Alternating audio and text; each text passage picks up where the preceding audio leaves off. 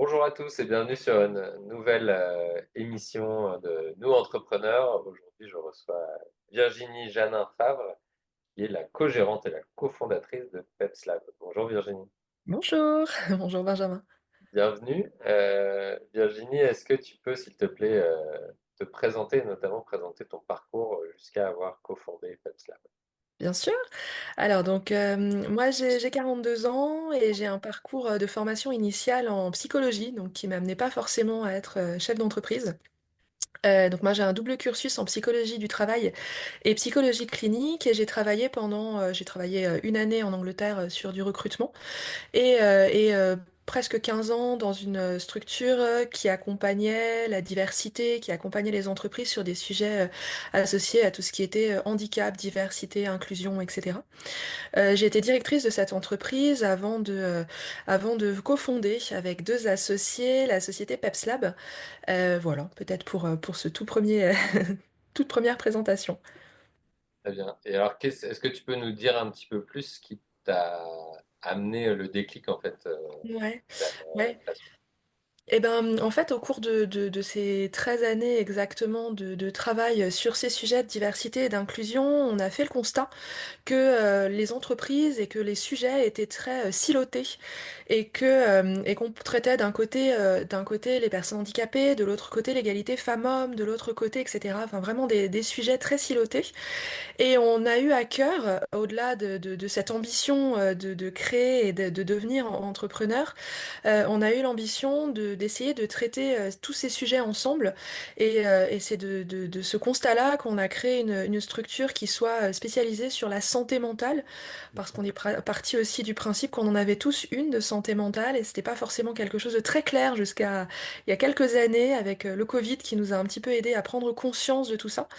Donc on a voulu effectivement rentrer sur toutes ces thématiques-là que nous traitons encore aujourd'hui, mais sous l'angle de la santé mentale. Donc c'est vraiment ce qui nous a motivés à construire quelque chose qui nous permette de traiter des sujets un petit peu différemment.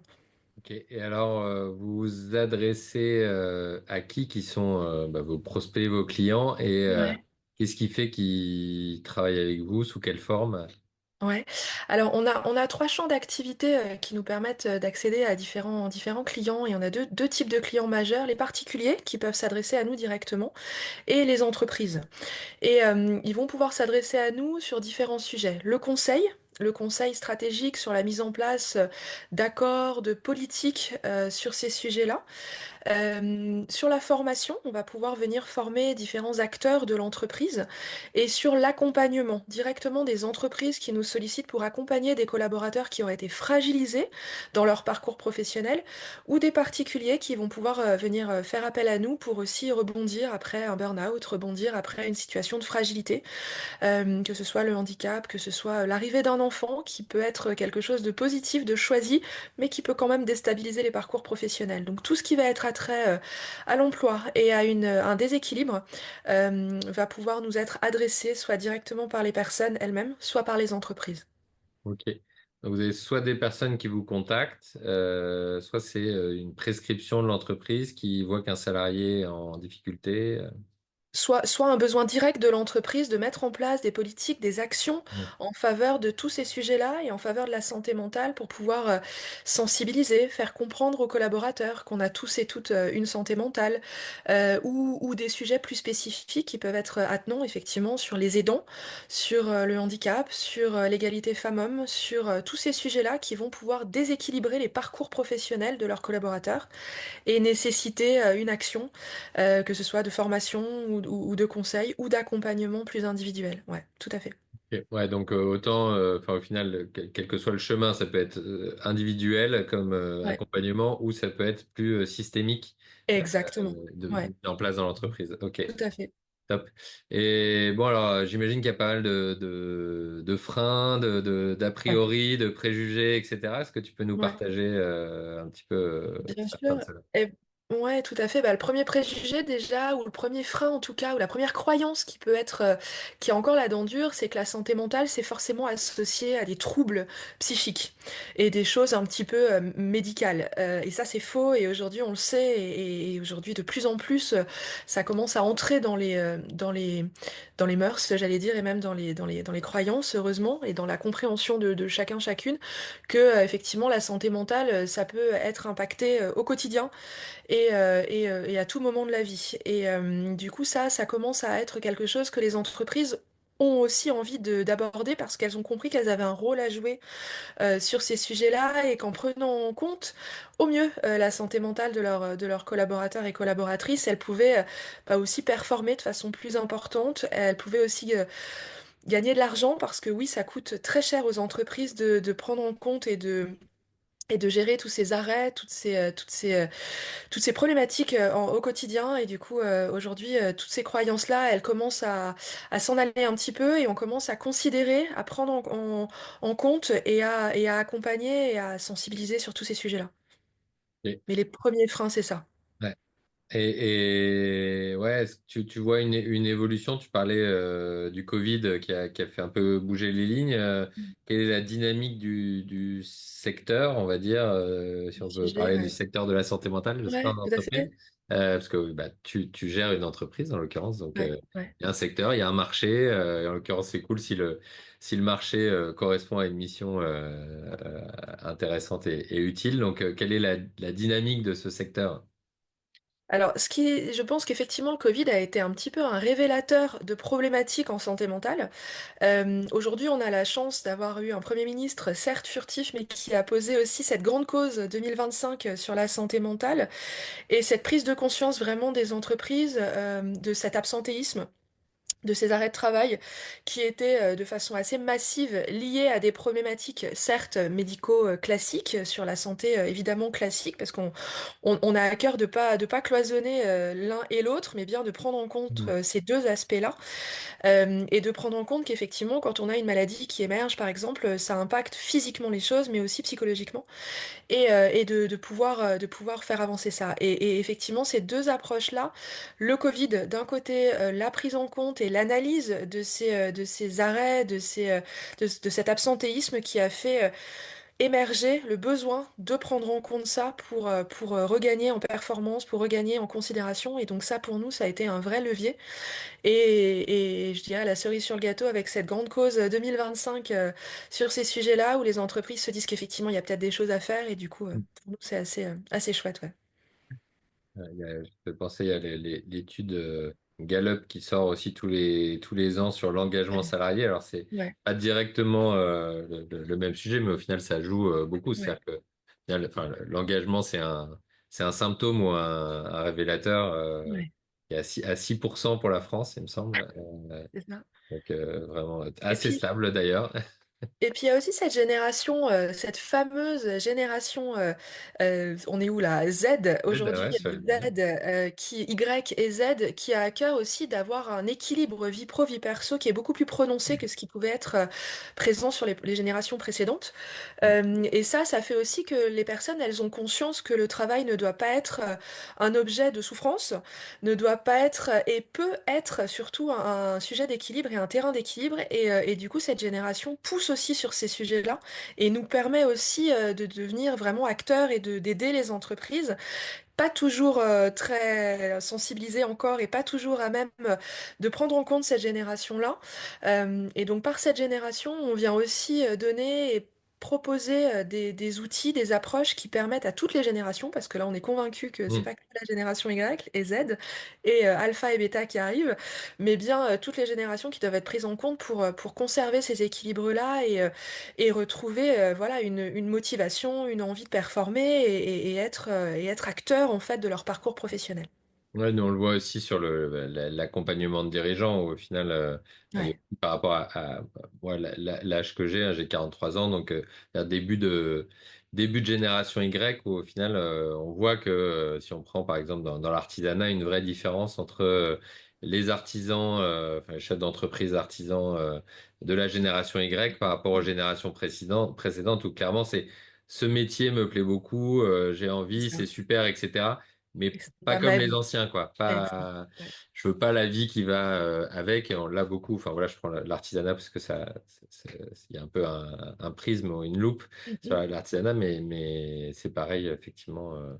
De partout. Quel que Ouais. soit le secteur d'activité Mhm. où il y a un peu cette envie de l'entrepreneuriat, faire où le métier me plaît, mais pas à n'importe quel prix. Exactement. Et effectivement, nous, bah, on en a parlé juste avant, on est convaincu que bah, l'entreprise peut être et devrait être un moyen d'améliorer la qualité de vie du dirigeant et des salariés aussi. Tout à fait. Euh, Ouais, complètement. Très bien.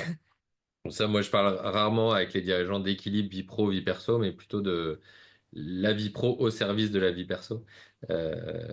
Pour voilà, c'est Ça marche aussi, hein. nuance Ça qu'on marche a, bien. voilà. Du coup, cette prise de conscience, ces effets générationnels quelque part, c'est des tendances, c'est des macro tendances. Ouais. On sait que ça évolue. Pour le coup, tout n'est pas prévisible, mais ça, on voit quand même pas mal les choses évoluer. Qu'est-ce que ça a Ouais. comme impact sur le développement de ton entreprise et quelle est ta vision, en fait, ton ambition pour l'entreprise? Alors le principal impact, c'est qu'aujourd'hui, les gens n'ont plus peur de se faire aider, de se faire accompagner et de se poser des questions par rapport à ces sujets-là. Et du coup, notre ambition à nous, c'est vraiment évidemment de développer encore ces sujets-là, de faire que le sujet il avance, de faire que ce sujet-là ne soit plus tabou, notamment, et je fais le lien aussi sur cette différence femmes-hommes qui est très marquée sur ces sujets-là, parce que aujourd'hui, on le sait, les femmes ont moins de difficultés. Ça veut pas dire qu'elles en ont pas, elles en ont moins que les hommes à aller sur toutes ces thématiques-là. Aujourd'hui, nous, on est aussi formatrices premier secours en santé mentale et on sort, on démarre l'année, mais on sort juste de ces Octobre Rose, Movember et Movember qui posent vraiment de façon assez marquée cette importance des maladies masculines, mais aussi de la santé mentale des hommes, pour faire en sorte qu'aujourd'hui, effectivement, on ose et on sache aussi qu'il y a des possibilités, des soutiens, que ce soit via nous sur des approches purement professionnelles, encore une fois, pour travailler sur cet angle et cet axe professionnel, mais aussi sur tous les autres axes où les hommes comme les femmes peuvent se faire accompagner et peuvent s'autoriser à se sentir fragilisés à un moment de leur vie. Et ça, c'est vraiment quelque chose qui est très important pour nous de développer, de déployer ces approches-là et qu'elles soient prises en compte évidemment au niveau de l'entreprise pour que l'entreprise comprenne, quand je dis l'entreprise, les entreprises en tout cas comprennent qu'elles ont un rôle à jouer et qu'effectivement de considérer les temps vie pro, vie perso, de considérer les parcours de vie, l'âge, tout ça, c'est quelque chose qui ne peut plus être nié et de faire en sorte que la ressource humaine reprenne sa place et soit au centre parce que même si oui il y a l'IA, oui il y a des machines, oui etc. On fonctionne encore pas mal avec les humains et qu'il va falloir encore accompagner tout ça sur un certain nombre d'années j'espère et faire en sorte que tout ça se place pour le mieux et que les entreprises arrivent à recruter parce qu'on parle de ces générations-là. Aujourd'hui les générations qui arrivent, moi je fais partie comme toi de la génération Y dès tout début de génération Y. Mais aujourd'hui, je pense que les gens n'ont plus envie de sacrifier grand-chose et ont envie de faire avec l'emploi, avec le travail, et ont envie que le travail, effectivement, soit au service de la vie, qu'elle soit pro ou perso, et que du coup, on a une obligation presque éthique de prendre en compte tout ça et de faire en sorte que les choses avancent différemment. Très bien. Et donc, vous, pour l'entreprise, ça veut dire quoi? Vous avez des ambitions de développement? Vous voulez rester sur votre structure actuelle? Quel est le modèle que tu vois? Alors aujourd'hui, nous, on n'est pas omnisciente, malheureusement, hein, comme personne, je pense. Nous, on a à cœur aujourd'hui de nous développer, pas forcément directement sur des approches d'embauche, concrètement de salariat, mais vraiment de partenariat. On a développé beaucoup de partenariats qui nous permettent en fait d'aller chercher la compétence qu'on n'a pas autour de nous, avec des partenaires qui vont avoir des compétences peut-être différentes, qui vont pouvoir nous permettre de compléter nos actions, de compléter nos prestations et de permettre effectivement à PepsLab de se développer de façon plus globale. Donc on a des partenaires qui vont avoir des compétences ergonomiques que nous n'avons pas et qui vont pouvoir apporter ce regard-là. On va avoir des psychologues cliniciens aussi qui vont pouvoir compléter les actions d'accompagnement. On va avoir d'autres partenaires et on va aussi se rapprocher beaucoup de grosses institutions. On vient d'être identifié et accepté pour entrer au sein sein de Santé mentale France, donc qui nous permet d'être en lien avec d'autres acteurs, peut-être plus institutionnels, peut-être des médecins, peut-être d'autres acteurs qui vont pouvoir aussi nous permettre à nous de nous développer, d'en apprendre toujours plus sur ces sujets-là et d'être en relation avec d'autres acteurs de ces sujets. Ok. Et d'autres structures comme les nôtres avec qui on est vraiment en partenariat pour mener des actions peut-être plus volumétriques et être en capacité aussi de prendre en compte ces aspects-là aussi, ouais. Mhm. Toutes Très bien. ces missions.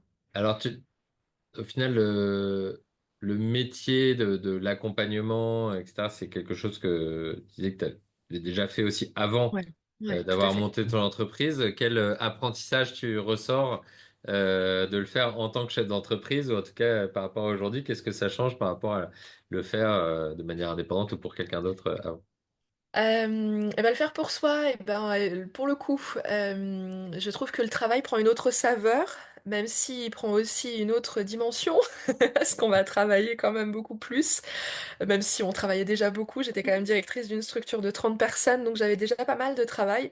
Mais je pense que là, ouais, le travail a pris une autre couleur et qu'effectivement, on se lève pour le faire pour soi, avec nos convictions, nos valeurs, et que ça a vraiment pas de prix. Je pense que c'est vraiment, vraiment ce qui nous motive aujourd'hui et depuis 3 ans. Après, ce que ça nous a appris aussi, c'est que nous, on est quand même sur des sujets très proches des gens. On va les accompagner, on va aussi se positionner en entreprise pour accompagner des structures, des grosses structures, parce que nos clients sont quand même des entreprises plutôt importantes. Et du coup, ouais, l'engagement et l'investissement qu'on va y mettre, il est profond, il est fort, et il va falloir effectivement. J'ai souvenir d'une anecdote avec une de mes associées où pour la première fois on a agi pour nous, pour PEPS, et où on s'est retrouvé face à ce building en se disant aujourd'hui on travaille pour nous, aujourd'hui on le fait pour nous et on va le faire encore avec plus d'intention, avec plus d'engagement et avec plus de vigueur, j'allais dire. Et ça, c'est assez fort. Par contre, avec plus de travail aussi. Et donc, euh, et donc cet équilibre qu'on s'autorise à prendre entre nous, parce on est trois associés, mais qui est pas simple, ouais. Et aussi cette envie quotidienne et ce besoin d'aller effectivement chercher nos clients, d'aller se faire connaître. Et ça, c'est quelque chose d'assez intense, on va dire. C'est la partie la plus intense du job. Ok. Par rapport au développement que vous voulez avoir dans l'entreprise, quel est le prochain apprentissage ou la Ouais. compétence que, quelque part, la connaissance, la compétence que tu aimerais déjà avoir par rapport à tes challenges?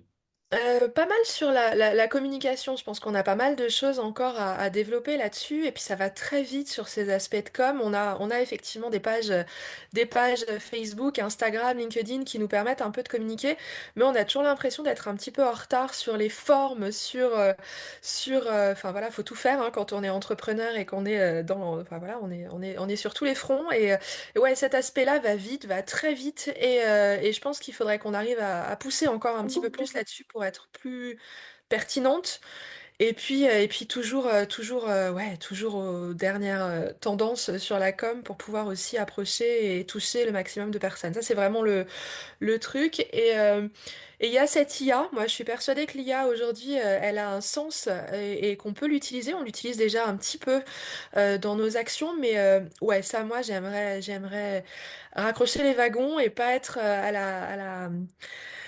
à la traîne sur tout ça. Et ouais, donc comment mettre en œuvre, comment cette IA peut nous servir, peut servir nos activités et peut faire en sorte qu'on se développe peut-être un peu plus vite ou en tout cas différemment, mais en tout cas comment l'utiliser concrètement. Ok, super. Et si tu devais te glisser un mot à l'oreille au moment de créer l'entreprise, Ouais, qu'est-ce que tu te dirais? courage. Lâche rien, courage. C'est beaucoup d'aventures et de chouettes aventures, mais ça demande beaucoup d'énergie. Donc Bon, on lâche super. rien. Super. Comment est-ce que les entreprises ou les salariés, personnes Ouais. qui veulent, qui sont intéressées, qui se posent des questions justement sur Ouais. leur santé mentale, qui aimeraient bien être accompagnées ou se renseigner, vous contactent? Alors, soit sur l'adresse mail contact@peps-lab.fr, soit sur les réseaux sociaux, on est assez réactifs pour le coup, que ce soit LinkedIn, Instagram ou Facebook. On sera les plus réactifs possibles pour pouvoir échanger et construire les bonnes pratiques et les bonnes solutions pour accompagner les personnes ou les entreprises. Parfait, bon, on mettra tout ça en description de Ça l'épisode. marche. Merci beaucoup Merci. Virginie d'avoir répondu à Merci mes à toi. questions, d'avoir présenté ton entreprise et puis à très bientôt à tous sur un nouvel épisode de Nous Entrepreneurs. Ciao. Merci beaucoup.